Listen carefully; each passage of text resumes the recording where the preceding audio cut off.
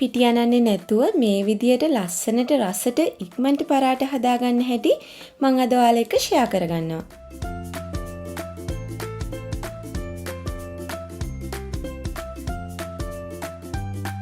මුලින්ම බෝල් එකට බිත්තරයක් කඩලා දාගන්නවා. ඒකටම ගම්මිරිස් ටික, ලුණු ටික සහ කොත්තමල්ලි කොළ ටිකක් දාගන්නවා. දැන් ෆ්‍රෙෂ් මිල්ක් ටිකක් දාගෙන ඒකටම මම ආටි පිටි ටිකත් එකතු කරගන්නවා. දැන් හොඳට මේ ඔක්කොම ටික අපි මික්ස් කරගන්නවා.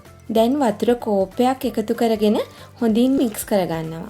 පරාට මිශ්‍රණයට මම එකතු කරගත්තේ කොත්තමල්ලි කොළනේ. ඔයාලට කොත්තමල්ලි කොළ නැත්නම් කරපිංච කොළ ටිකක් පොඩියට කපලා එකතු කරගන්න.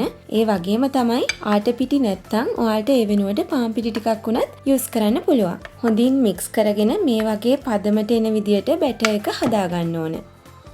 දැන් ඔයාලා මේ පරාට ටික හදාගන්න හදන තැටියේ එහෙම නැත්නම් සෝස් පෑන් එකේ මේ විදියට තෙල් චුට්ටක් ගාගන්න.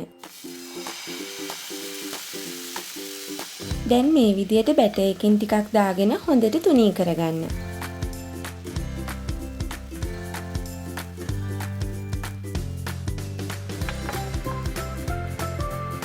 පරාට එකේ යටපැත්ත රන්වන් පාට වුණාට පස්සේ මේ වගේ අනිත් පැත්ත දාගෙන ඒ පැත්තෙත් උඩින් මේ විදියට තෙල් චුට්ටක් තවර ගන්න.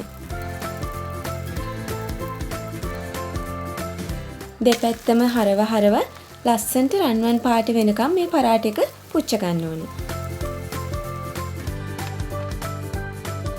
අපි බලමු තව පරාටයක් හදාගන්න විදිය.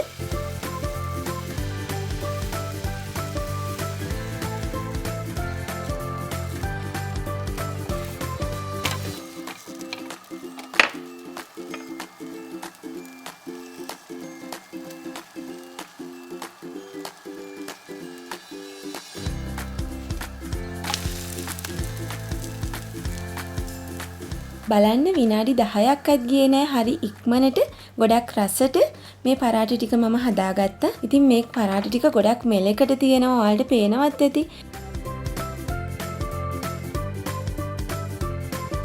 ඉතින් ඔයාලත් මේ පරාට එක හදලා බලන්න උදේ කෑමකට රෑ කෑමකට හොඳටම ගැලපෙනවා. ඉතින් මේක හදලා බලලා ඔයාලගේ අදහස් මට කමෙන්ට් කරන්න. ඔයාලගේ යාළුවොත් එක්කත් මේ වීඩියෝ එක ෂෙයා කරන්න. මගේ channel එක subscribe කරන්න කියලාත් ආදරෙන් මතක් කරනවා.